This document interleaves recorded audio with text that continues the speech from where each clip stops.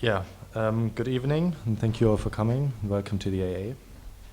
I'm delighted to introduce, first of all, Lavinia Neff, who will guide us through tonight's discussion.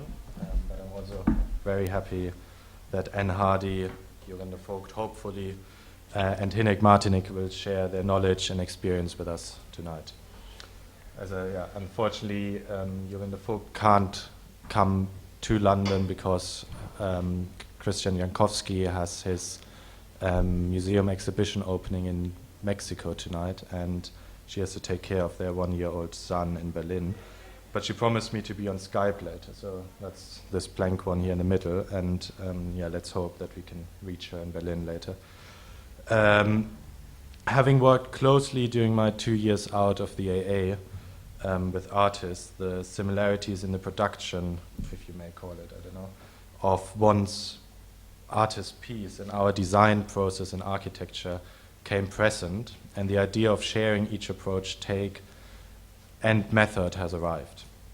And the three artists, each represented with one original art piece for the past month up in the bar, work completely with different mediums and are displaying their individual concepts. Having worked on both the exhibition and this talk or discussion, I see even more parallels on our design process, but more about that later, hopefully. Let me now briefly introduce the participants of tonight's discussion, where we have Jorinde Voigt, who is a German artist educated in psychology, literature, and music before reading fine art in Berlin. She is interested in displaying undisplayable information such as sound, air, and information through drawn notations and scores. She has been shortlisted for the Future Generation Art Prize in Kiev and has exhibited at the Cement Museum Den Haag and the 54th International Venice Biennale. Anne Hardy is a British artist well known for her large-scale photographic work of unusual constructed interior spaces. Her work has been exhibited internationally, such as the V&A in London and the 52nd International Venice Biennale. In 2012, she will have a solo show at the Vienna Succession, among others. And finally, Hynek Martinec, who's a Czech artist known for his photorealistic, or rather hyperrealistic, renders of humans in space. His interest lies in the notion of time and its representation with the traditional means of painting. Hynek's work can be found at the British Museum in London and the National Gallery in Prague. He has also won the BP Young Artist Award in 2007 and 2008. And then we have Lavinia Neff, a German writer and art critic, currently writing her PhD on the renaissance of the workshop in contemporary art at Karlsruhe University of Arts and Design. In 2008, she won the Junior Art Critics Award in Vienna and has been an art consultant for the St. Moritz Art Masters in Switzerland for the last 4 years. And lastly, I would like to thank the Czech Center, who I think no one actually was able to come tonight, for supporting the transport of Hynek's paintings from a private collection in Prague to the AA. And as I've just heard, they also delivered some cases of beer, so maybe hopefully the discussion can go on afterwards, where we all share an informal talk. I think a little bit about the structure for later. I mean, we are really aiming to get a discussion running, so it will less be a presentation by either the artists or us, also like sort of a little bit directed to you guys, that, I mean, jump in anytime and really try to get a dialogue or even like a multiple dialogue running. And yeah, I think that's enough from my side, and I hand over to Lavinia. Thank you very much for the introduction. I think we simply start.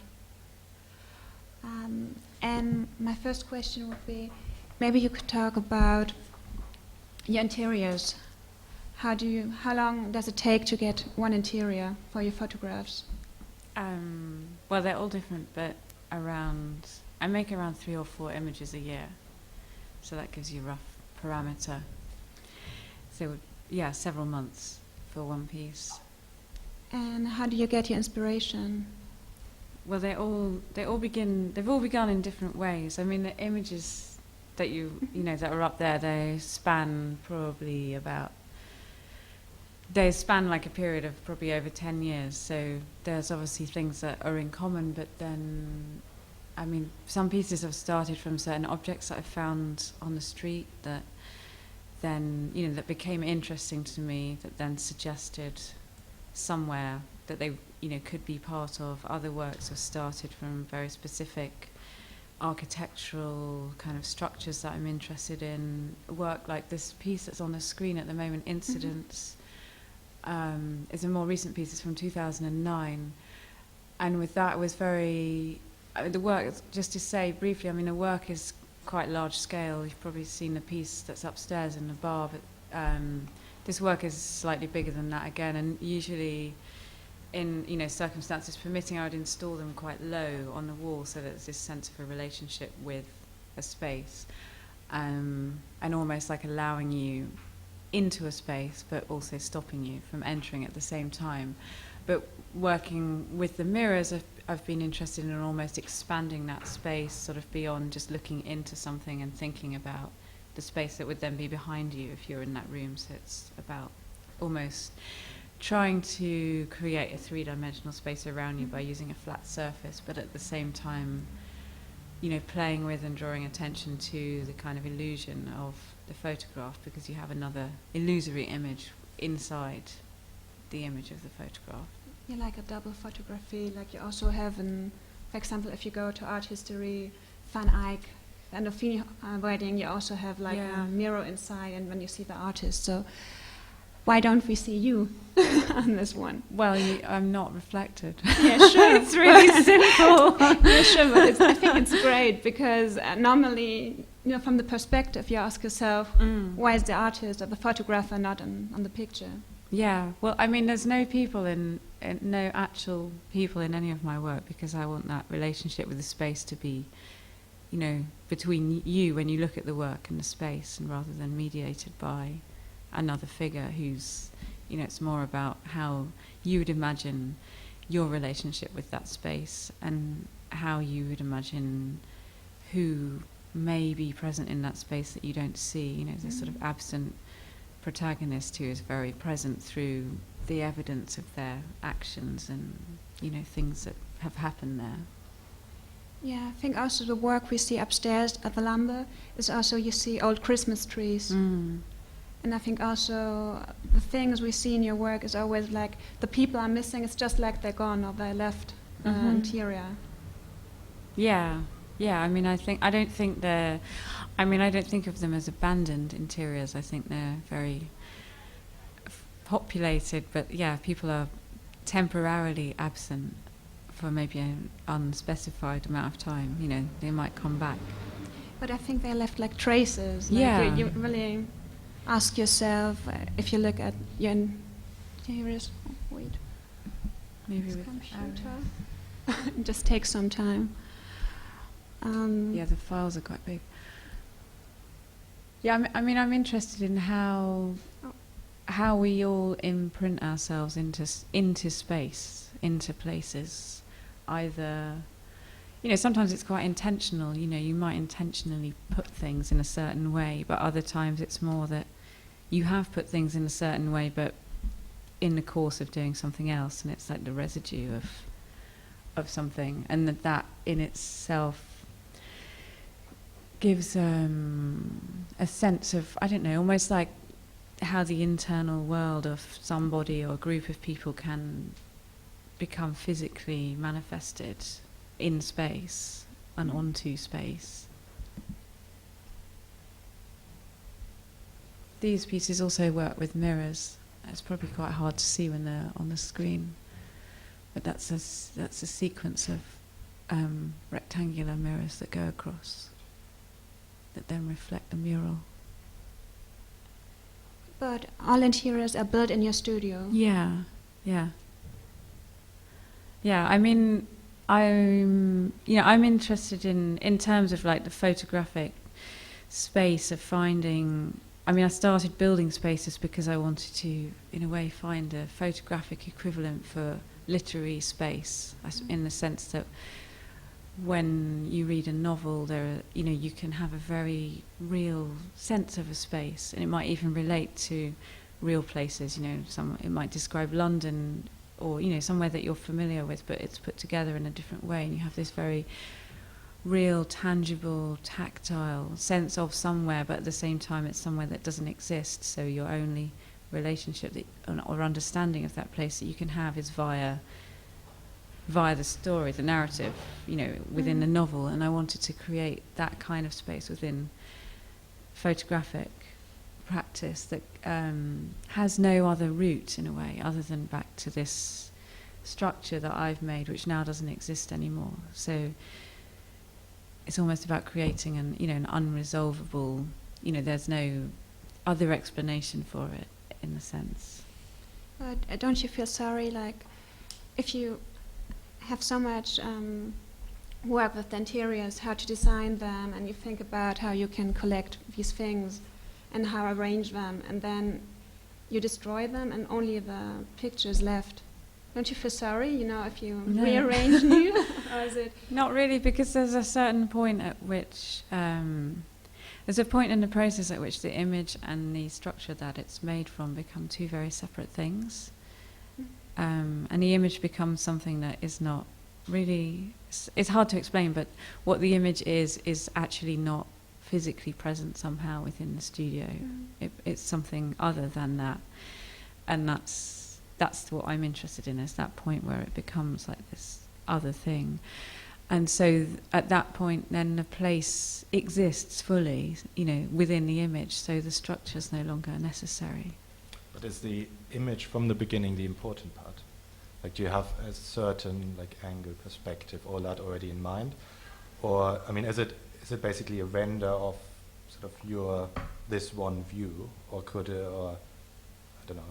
Well, I don't start with a plan and kind of make it, but at the same time, the camera is consistently present through the process. So there's almost there's a space created between the structure and the camera, which is in a sense, is like a performance space that I work in, and the camera somehow creates the boundaries for that space.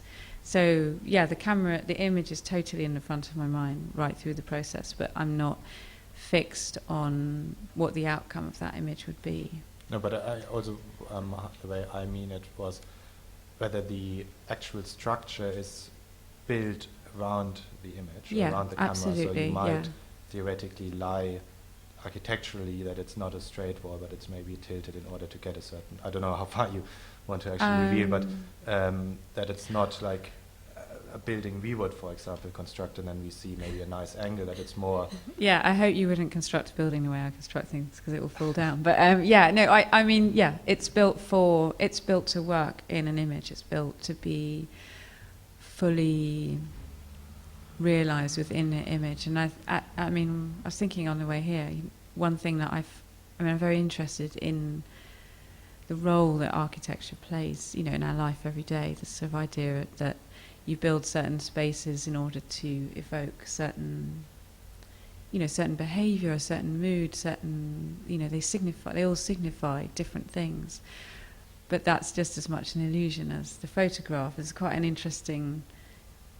sort of interesting parallel for me between those two things, the kind of construction of illusion that we want to have. We want to create those kind of illusions, and none of them, they don't really mean anything in the long term.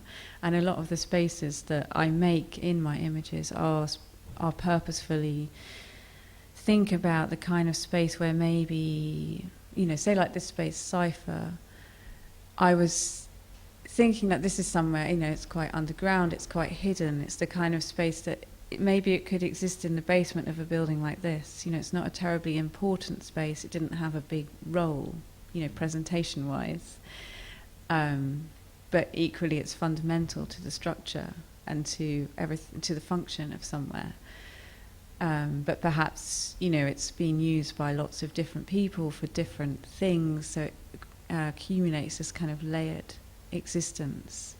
And I think that, spatially, I find that a really interesting thing, the relationship between you have in real buildings, in real space, where you have rooms, say like this, which is a very clear presentation room, and it's a sort of public thing, and then you have other spaces which are maybe less public, but you could still go into them, which accumulate these kind of strange layers of activities because how they're presented in terms of like a, I don't know, an open public presentation is unimportant. It's more about what happens in them. Yeah. And if I can just ask, were you thinking about to film it, or you just care about photographs? No, I've never filmed them. No? You don't want to have like, 5 minutes record of the time, or? I think, film is something that it's something that interests me maybe for a future work, but with these, I was more interested in how time could be encapsulated within a single image, and this idea that often photography is perceived as this, a photograph is perceived as something that happens very quickly and is consumed very quickly. It's a kind of quick, fast thing, and actually trying to build a sense of time into the image itself and into the way in which you want to engage with that image as well. So it kind of, that means that it doesn't really need to have a literal time in terms of moving image kind of time. I wanted to exactly, sort of encapsulate that within something that's still in a single. Yeah, that's it's good. But you don't document it with film, like from the start and then step by step. No, what you mean moving image? No, Like moving image, like the interior, like you start and. No, in a way, I think I might have done that once, just for my own interest. But it's not really that. It's not really what interests me. It's more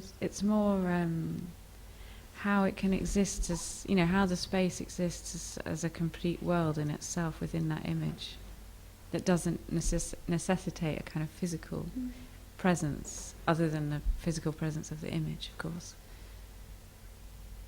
Yeah, I also think. There's a question. Oh, sorry. Yes, sure. Sure. Your work has been called two-dimensional sculpture. Were you wondering what you felt about that title or that description? I thought it was quite interesting. It's the Francesco Manacorda essay. Yeah, and I talked to him quite a bit about my work before he wrote that.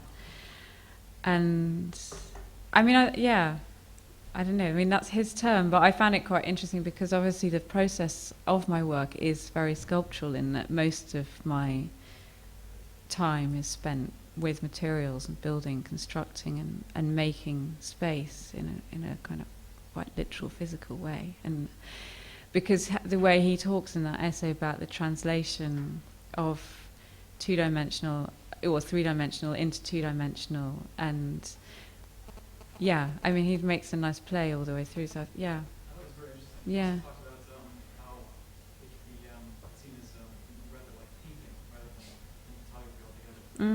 How the images are portraits of the people that aren't there or portraits of the spaces themselves. Yeah. That was really interesting. I wondered if that was felt by you as well, or supported, that more like it's supported by you, or? Yeah, I see. The point of them being portraits of the people. I never really said that so directly myself, but I think it's true in that they're not neutral, empty spaces. They are, it's all about people and what they're thinking, what they're feeling, what they've done, what they might do, and the kind of puzzle of that in a way, that when you're confronted by somebody else's interior thoughts in a way, in a very evident way. But it's also by the traces, no, you leave. Yeah. It's nearly every art piece sort of suggests an event either happened before or is about to happen, which probably each of us has a different view on it and a different take, but whatever one you take, and even I think lumber, it's probably the least hinted, I would say, you have some sort of personal imagination what just happened or will happen with it, and therefore I think in my opinion, humans are present in some way. Oh yeah. They're present without physically being. Yeah, of course, yeah. Yeah, absolutely. Yeah, and I think the reference to painting is interesting to me as well. I just brought that up because now this picture's up close range. Because I think the whole point with a photograph is the illusion, but then I found it really interesting to think about, the surface of that image, in the way that, obviously, with a painting, your surface is very clear because you can touch it; it's right there. But how that kind of surface could be introduced into something that has a perfect sealed, closed surface like a photograph, and almost with this image, I was almost trying to, formally, really have this very strong illusory perspectival space, but then almost to work against that with things that, like the targets, like the drawings that kind of sit up onto the surface at the same time. So formally trying to destabilize the reading of that space, alongside the fact that it has quite I'm interested in an unstable image in terms of its narrative and its content to a certain extent, and trying to extend that into the formal structure of how they actually work as well. Yeah, you said service. It's kind of hard to not notice that your use of cigarette butts and that kind of thing. At least I think they're strewn everywhere usually in your spaces. There are some around, yeah. Yeah, I couldn't help but notice, maybe this is generic, but a connection to polish even. A surface like that, you usually find those cigarette butts on some canvases. I don't know if that's just a wild accusation. Yeah, I hadn't thought about that connection specifically, but I think, I'm interested in the surface being very active, I guess, so that it almost fights against the illusion, the depth, so there's a kind of conflict there.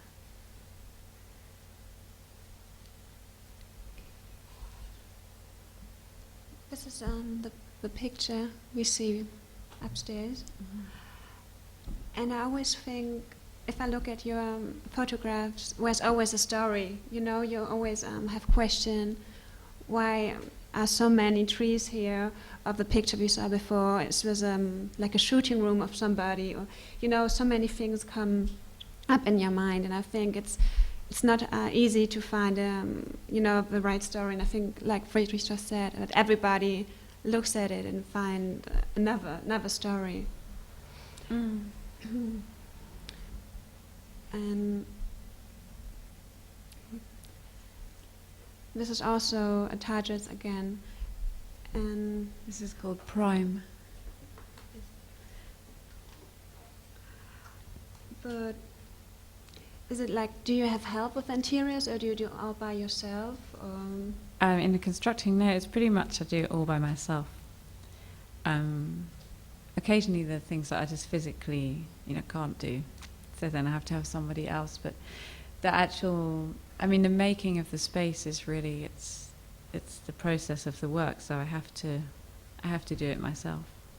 I can't really. It's not something that I can give to somebody else. It's more like my relationship with the materials, the objects, my kind of translation. It's like a translation process in a way that only I can do it. So yeah, mostly I work on my own.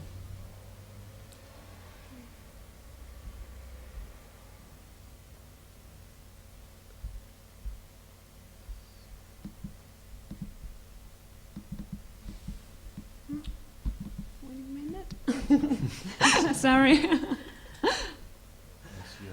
Yeah, I work. can.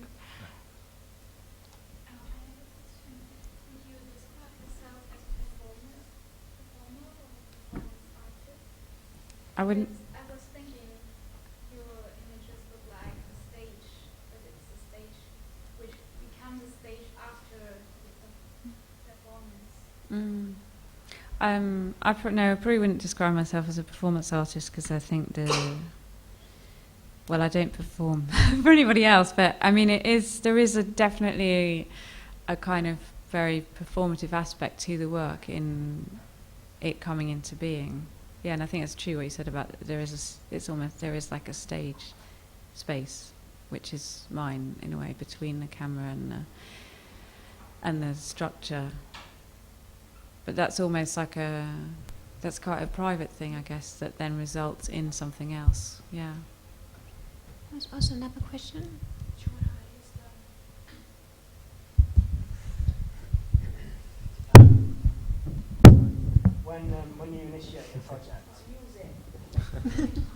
When you initiate a project, how how does your mind construct itself? These architectural cliches that kind of exist as things that are found almost and then recreated architecturally within the photograph. You're only dealing with a space. You don't. There is no photograph to start with. That is. I'm again asking a question here, not kind of. But how does your mind set itself up to deal with that contradiction, that paradox between architecture and these found space-defining elements? You know, this kind of boarding off, and you very definite kind of architectural design involved in the background, and then there's found objects that you place. But how does that paradox work for you at the beginning when you start to think about designing the space? Well, they're not really they're not two separate things. Like the space and the objects, they're all one thing together. Sorry, the photograph. Oh, the photograph and the made structure in the studio. Well, they're kind of one thing as well, for me. They're not, I mean, they're different, obviously, but at the same time, it's all about somewhere that doesn't physically exist, that's very present. So do you consider architectural code when you design, like the section or the elevation, as it were, like obliquely, or do you work in perspective? I don't design really. I mean, I work very. I think it's an interesting, because I guess as an architect you start with a blank piece of paper, don't you, and then you design. Whereas I start with an empty studio, and I just have stuff, and I move it around and look at it and see how it feels, or I might just open a box and take out something and see what that feels like, what it looks like, how it behaves. So I don't really have a process where I start by making a space and then dealing with that space. It's more organic than that. It's more about a place, I guess, like trying to find somewhere, and the materials sort of bring solidity to that. I mean, if I may add to that, I think you're also coming from an architectural background, rather. That's where I was asking earlier with the image in mind.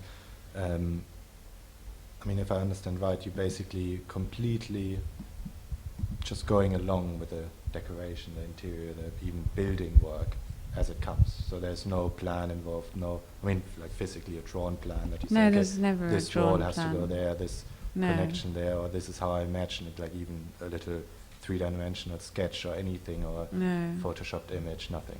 It's much more a sense of, it's almost like, I mean, I haven't worked with architects much, but I did work with some architects on not an art project, on a building project, and it was really interesting because it's so abstract. I mean, what you're dealing with is just lines on paper, and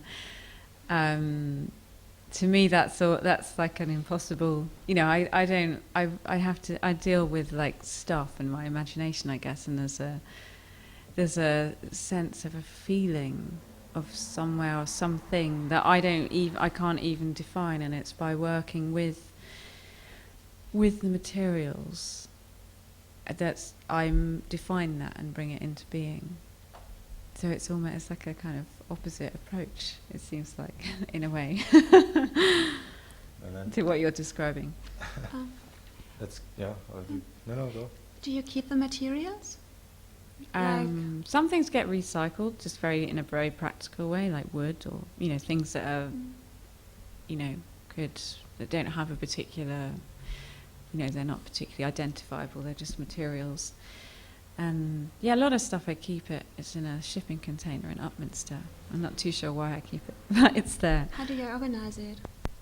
What, in the storage? Like a library, like you have like a box says all, like sampling like toys for children, or it's usually organized by which things that I've used. I think I'm trying to think. I'm not terribly organized. Things that I've used already are mostly organized by which work they were used in, but then they're not always compatible to go in the same box. Okay. So and things that I haven't used yet are not organized at all. They're just, they are organized, but not by a conventional, system somehow. Yeah. So Should we maybe open yeah. it up to Hynek? Yeah, but I'm really sorry because No. yeah, sure. It's interesting for me. Thanks. It was interesting for me if the initial idea for starting to do this, was it provoked by photography? Just you wanted to make photography and just you had the idea of creating these spaces, or the opposite? You just wanted to create spaces and then you decided to make a record of this via Yeah. photography. That's a nice question.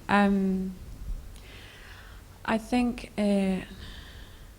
it comes from. I mean, I'd been working with photography before, and what I was interested in.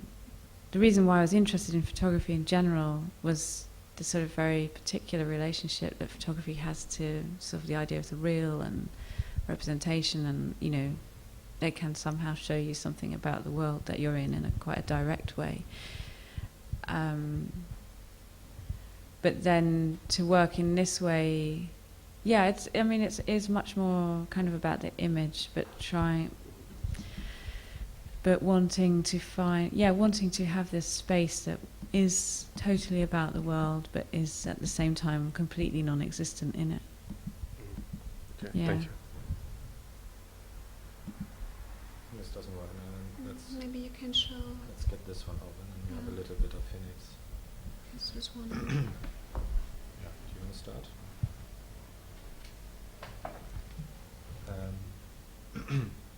Julia? Maybe you can. I think if you look at your paintings, Yeah. the first moment you don't realize it's a painting. I Yeah. think also Friedrich said that lots of people who saw your paintings upstairs, they didn't realize they were paintings. They thought they were photographs we are looking at. Well, yeah, because I'm using, hyper-realistic techniques, but I think, when you go closer, then you realize that, there is lots of paintings in it, and I think if I will have the original image from where I painted it, then I think you will see it's a big difference. But, I wouldn't be, happy just to work with a photograph. So for me, it's still very important to transform that sort of, the reality from the photograph to the painting, because I don't know, I can still change something, or I just feel that there is lots of space. I can play the game with the colors, and but the reality is very important to me. I think it's interesting that you were mentioning that you work with the illusion. And I think for my work, it's more important, like the real places, like in London, or for example, behind me, this is the real car park in Vauxhall, and so that's the place where I used to go shopping, or so I went there like almost a year, going there like every week, and at the beginning it was a very ugly place. I just didn't like it, but then a year after, I just thought, well, that's a quite amazing space, and so I have done a series of some cityscapes, and there are not very much people in it, because I just wanted to have in this kind of project just to show how the cities could be also quite empty, that the life is just somewhere behind, like inside, but it's not shown in the paintings. So, but there are some, if you go to the first one, again, because there is, for example, it's like empty space, but there is a CCTV, like, This one? you can't see it very well, but it's just like here, to looking at the empty corner, and there is a trolley from the shop, or cars, and so I was just, I don't know, I think they are quite skeptical for me, I don't know, but on what basis are you? You're still in charge of finding your viewpoint, or your picture, your angle of what you want to paint, or yeah, sure. There is a story behind, no? Or there must be some sort of. It's not out of the blue. No, I think as I said at the beginning, for me it's important to to know the place at the beginning. So, for example, I quite like to. Well, I came to London 3.5 years ago, and I still quite like to moving to different part of London because I really enjoy, discovering the new areas, and and then when I'm there like longer than a year, then I take lots of photographs because I know quite well the area, because I work there every day, and so I think there must be, very, very much the personal feelings of the space, which is around me, the architecture and everything. So then I decided to paint it and change something, but it comes from the.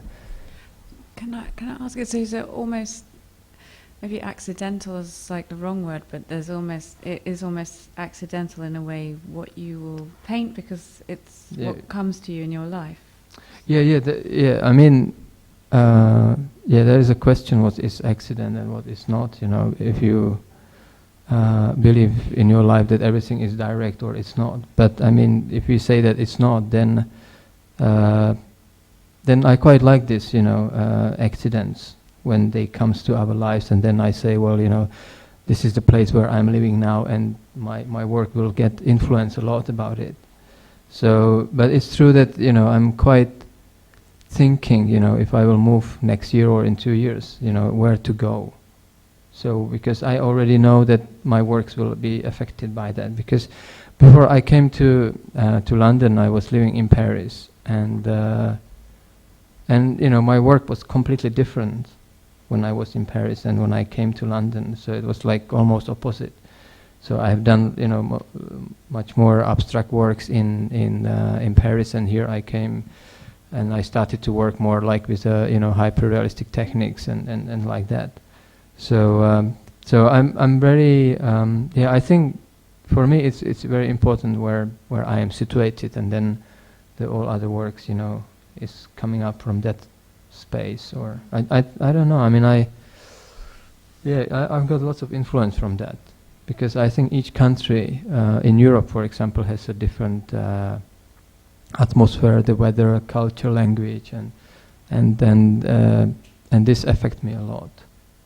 So I was born in Czech Republic, and I lived there for like 25 years, and then I just realized that it's enough. I mean, I couldn't understand to my culture. That was quite strange, because I was in. Mostly in Prague, and then being like in everywhere, walking, meeting lots of people, and then I realized that how deeper I go, then I can get much lost, and it was the same in my works. And when I was like I can call it like release, when I came to Paris or to London, then I just find things more easier and clearer, in my works. But if you're saying it's a lot about your personal experience, at the same time you never really show anything personal. Like it's never your living room, never your studio, or I don't know, like anything sort of your domestic realm. It's always I think the urban, quite unpersonal in a way to everyone else. Yeah, I think there is a quite step back. That's true. I mean, it's like on the edge of personal and not personal. And I think if you look at like those kind of paintings, everyone could find themselves that that's their car, or we know this space. So it's I think it's both like personal and not personal, but I always have some story which maybe you don't know, but I mean I keep it, So but also the technique is quite important to me, to I take lots of photographs, but what do you do with them? Do you just for the inspiration? You don't show them with the paintings. It's just for you the photographs. Yeah. I mean, I actually never exhibit photographs. You never put them together. No. I mean, no. That's why I was asking like about the film. If you do or something else, because I mean, maybe we can talk about the photographs, because don't you find it like it's I don't want to be that strict, strong. But I mean, don't you find it quite empty as a medium? I'm not talking about the concept, but as a medium, when you printed it out, then I mean, if you see the paintings like classical paintings, then you can quite feel lots of difference in it. If you know what I mean. No. I mean, yes, I agree with you about the painting, but now I find a photograph really exciting. Yeah, but as a way to transport you somewhere. Yeah, that's. I mean, it doesn't have a tactile surface in the way that you're talking about with the painting, but that's almost what I like about it. There's a kind of, it's like a promise of everything, but it sort of doesn't give it to you at the same time. So there's this. Yeah, I think I'm more talking like I guess about the not the concept but the result. Like when you printed it, and then when you see the paintings. Again, not talking about it's a good or bad painting, but because I think the photograph is a magic. It's amazing, techniques, but I just that's why I turned to painting it, because I think if I compare it, by the end, the photograph and the paintings, I can find that even if the works looks quite as a photograph, but still there is such a different feelings from that. So yeah, but this is maybe it's my problem. It's not your problem. Yeah, I guess it depends what you're. I mean, you're almost. I was thinking it's interesting that working with painting, it's all meant to create this relationship to somewhere real. You have to make something that is hyper-real in the sense of it's almost like a photograph. Yeah. Whereas, in a way, for me to create this, and that creates sort of quite a fictional space, but in a way to create that kind of fictional space within a photograph, you almost have to shift yourself slightly away from total reality. Yeah. It's almost like an opposite process in a way. Yeah.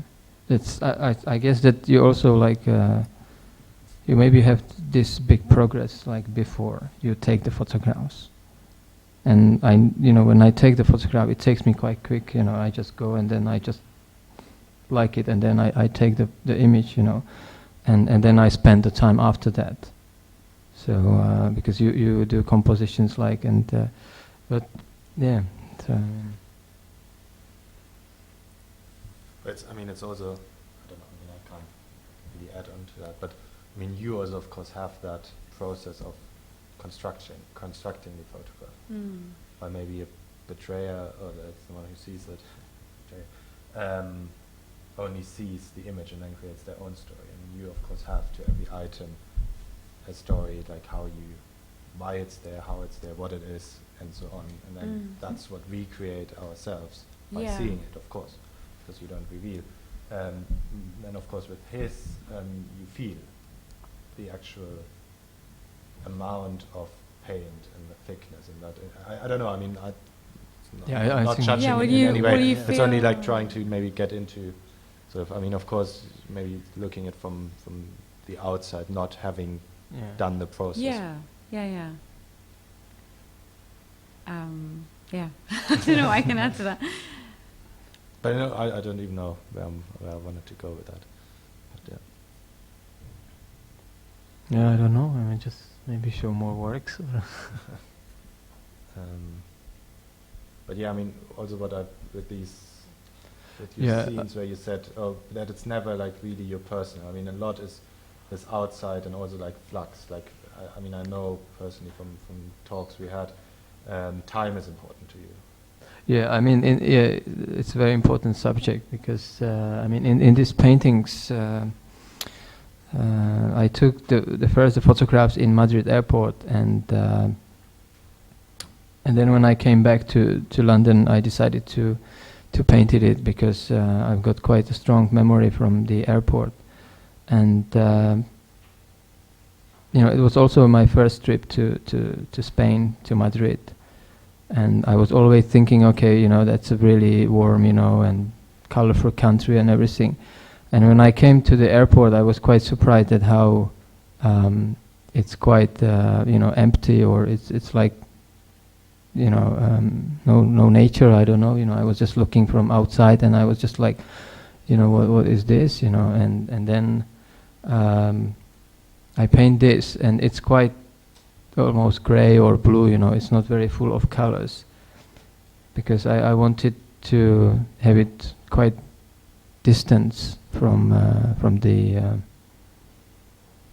the city, like, which is behind. You can see it on. But I think if you don't have the title, if you don't know it's Madrid airport, it could be any airport. Yeah, it could be, definitely. It's like this globalization thing. It could be any place or anywhere. And I think it's also with the plane. You don't know where the plane goes. Maybe it's the next picture. You don't know where it goes, or. Yeah, I think well, it's just like this is not. It's a diptych. They go together like that, but it's actually like a one view, but just like 5 minutes later. So, which means that everything is changing, like the clouds, or the plane is coming or leaving or something. So it's basically the same view, but just like 5 minutes later or 10 minutes later, and so that's the thing, like how I like to look at the time. How is everything changing, and we can't just put it in back. I think also a Stockwell parking lot we saw before. I think it's also, you don't know it's England. If you don't, you know it because you say it's on the title.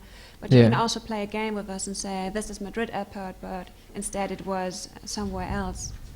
Yeah, but that's maybe the question, because it, as you said, is a globalization. So the language is of architecture, fine art or visual art. It's getting quite similar. But I don't care about this quite. If you say that it's not like Madrid, but for me it is, of course. But if you see a different city, I just think that this is not my important things.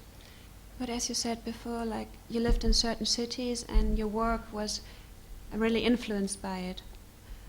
Yeah. Like you said before, like Paris, you painted more abstract, and now you're in London, and now you're painting more photorealistic. But why do you think you're in England and now you have this fate?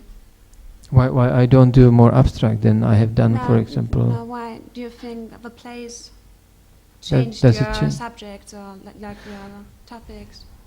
Well, to me it changed a lot, because for I meet different people, culture, language, and the background of each country, and the light, it's very important to me. And if you compare the French and the English, it's quite different, and also the spirituality of the city is so different. I would say that London, it's more practical, it's more money here and like that. But in Paris, it's quite opposite. The people more talk about like the ideas, and this affects me a lot, in my work. But I'm quite glad about this. That's why we are talking here just about one project, but I have done also, 3 other projects, which they links to the time as well, and they are very abstract, but yeah, I think when I will have the similar feeling which I had in Prague, like that I got really tired from the place and everything, then I should go on and to discover something else.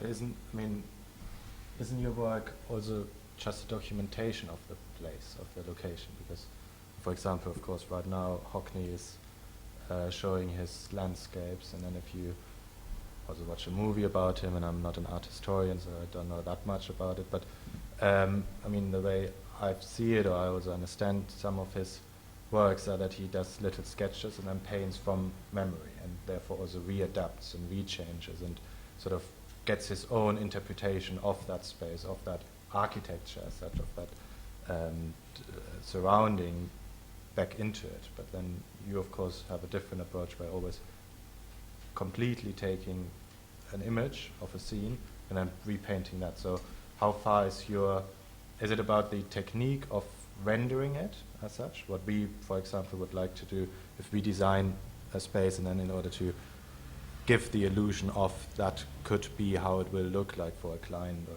later or afterwards for a publication, that image again basically, or is it also, is there any design process or any sort of adjustment involved?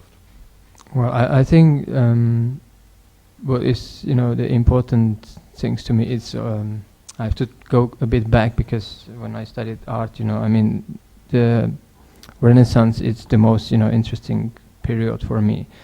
And so like maybe 10 years ago, I have done, quite lots of paintings, which they look quite Renaissance. And then, I realized that I can't continue with that because it's too old, it's already past.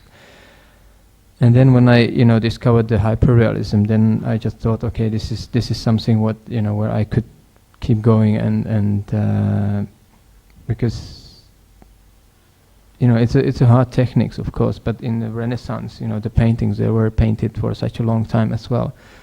And so that's why I think this is something like from our time to work from the photograph, but yeah. Are you really like the photograph that you take, that you then work from? Are you really true to to everything that's in that picture, or do you sometimes take things out or add things in or move things around to make the space be how you want it to be for your painting, or are you quite not strict is the wrong word, but are you quite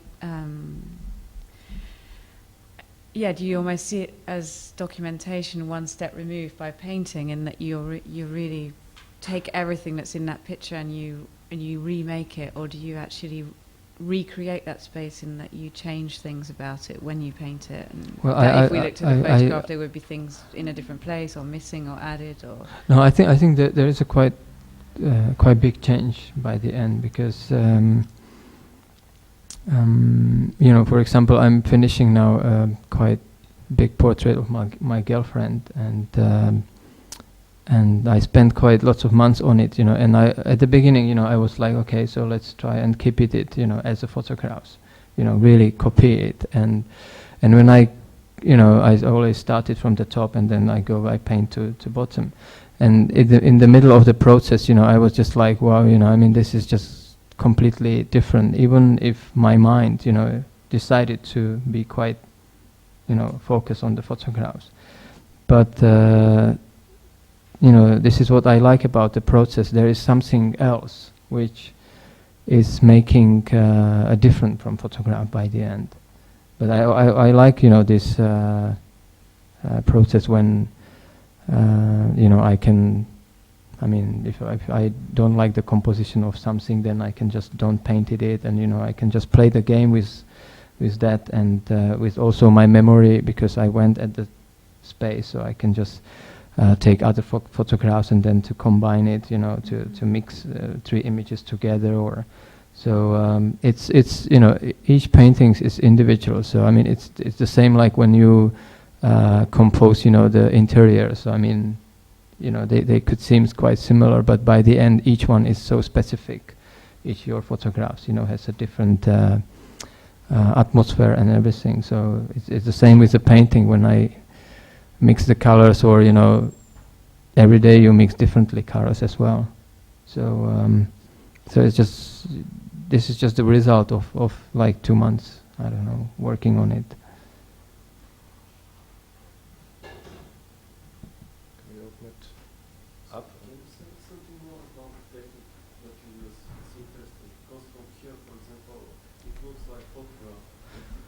No. This behind it's acrylic. So at the first I do like a drawings, classical, sketch, and then acrylic brush. Sorry. I just I have a depth. So not digitally. No. But what do you mean, like digitally? That I.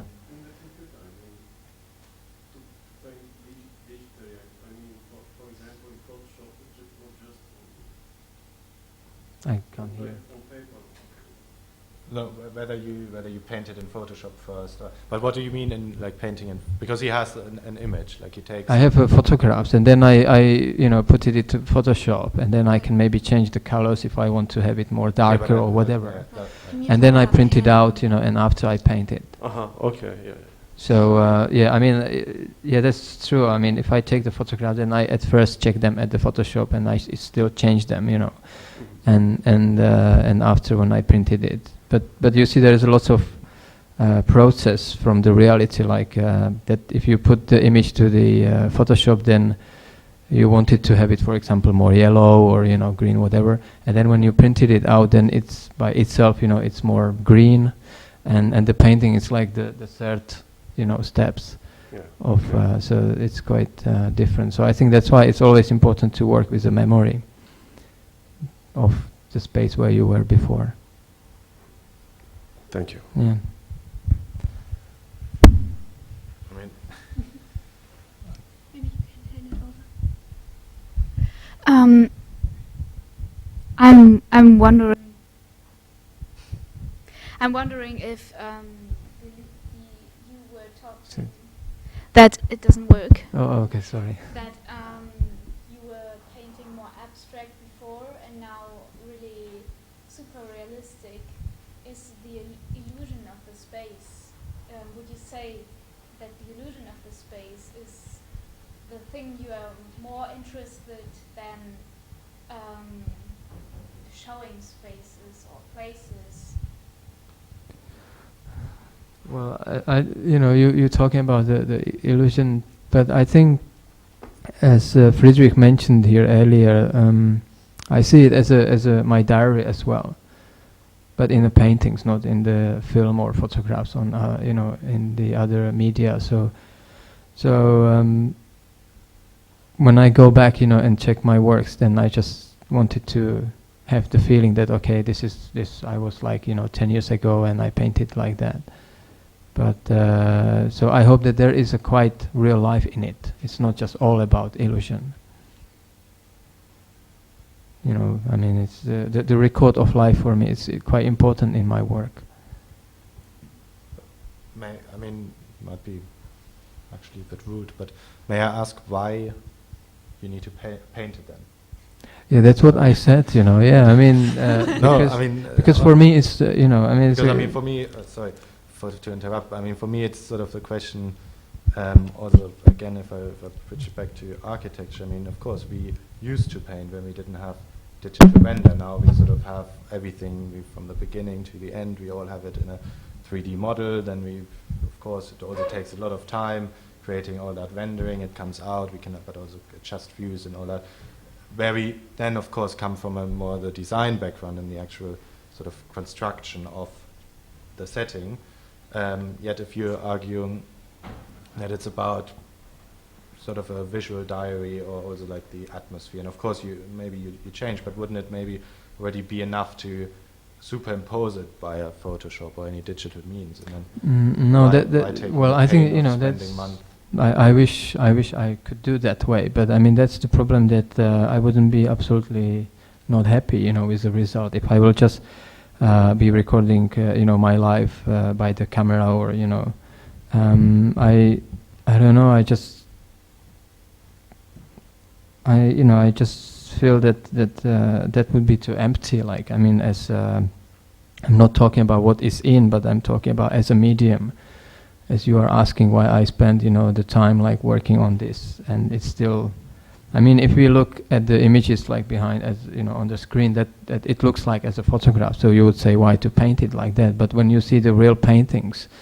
I think it's still, there is a still big, different, and but what is quite true, I think that the people today are maybe more losing sensitivity between the paintings and the image, which is printed. If we talk about the hyperrealism, because we are just, there is lots of. Digital images around in the media, or we see them, at thousands every day, advertising and so on. And so, I mean, if I paint from the photograph, for me, it's like to making it more human. I don't know, to just put hands on it. This is quite important to me, to still work with hands. Even the result could look like, the photographs. Do you scan after, or just you keep the original painting?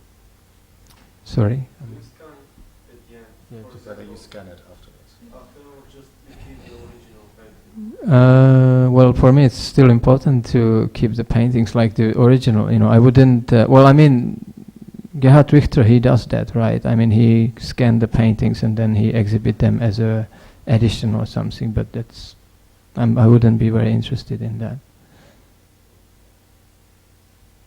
You had a question? Yeah, it's fine. Um, What kind of reaction are you expecting from the viewer? I mean, you already said that for you it's like a diary and something you look backwards. But the viewer who is coming for your exhibition, what do you want him to feel or to understand? I just. What kind of reaction? what reaction the viewer, or what do you expect of the viewer, what reaction was at an exhibition? Well, I don't care. I mean, sorry about this, but sorry, When you're exhibiting something, I feel that you're expecting some kind of interaction with the viewer. yeah, I understand you. What do you say? But I just I'm not very caring about the people who look at my works and then if they will say, oh, this is like that, or so. I'm rather interested to talk to myself, like what I think about my work, what is important to me or something. But you want the viewer to know the story of the picture? What does it mean to you? Is that important? Well, I mean, you said- this is what we do here. You ask me, and then I say my personal stories. But I mean, I'm sure that each one here, will have completely different, opinion and hated it or whatever. So I mean, it's extremely personal. Yet on the other hand, you never reveal your stories, no? Or Well, no, but then there isn't a fixed story. I mean, there is not like... no, but imagination or some sort of... it's not like, but it's also, it's not as if there is like a fixed thing which I just withhold. I mean, I don't know completely either. Okay. And I think that's not really important. The point is this kind of in between, where you feel but you don't know. You think you can have a relationship, you can enter in your imagination some way into that place, and you can find things that have a familiarity. And I'm quite particular actually about that there are things within each work that do have the potential for people to find, some kind of familiar relationship with them. It's not about complete fantasy. It's about the potential for these spaces to exist, or the potential for places like that to exist somewhere. It's more about that than about, that I know but I'm not telling you. It's about the potential of, of what's there and what else is possible as a result of that, in a way.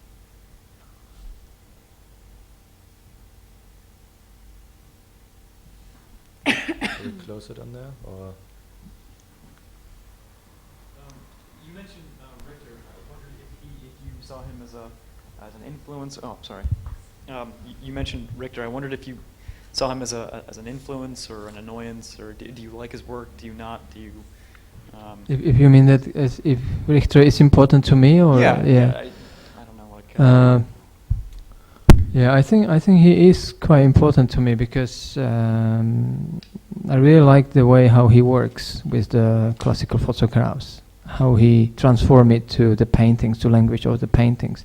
So I think, I mean, he is one of the biggest painter for me, like of the last, of the second part of 20th century. So like you like how he makes the, I don't know if it's working, how he blurs the image and then paints and. Yeah, definitely.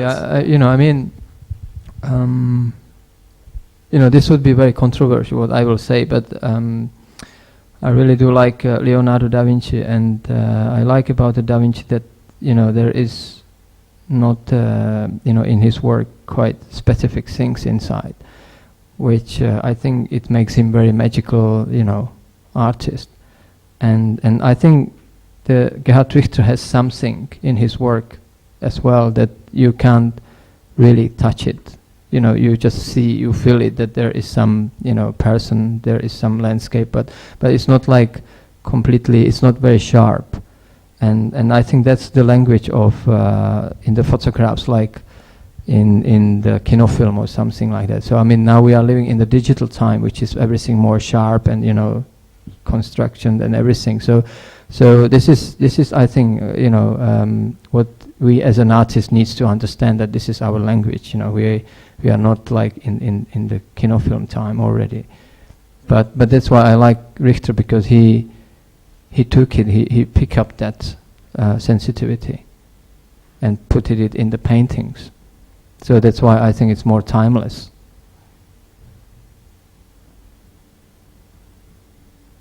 Thank you. Yeah, you're welcome. Regarding Jorinde Voigt, I must disappoint you. I don't know, I've written her a few times, but she doesn't come back to me, so I don't know whether we still get her or not. Which is quite sad. But yeah, are there any other questions or any sort of topics to open up or to close down? Shall we leave it at that? Perfect. And thank you, everyone, and all you for coming. And feel free to enjoy or to mingle around, or maybe have, I don't know if you're happy with it, private talk or. Perfect. Thank you.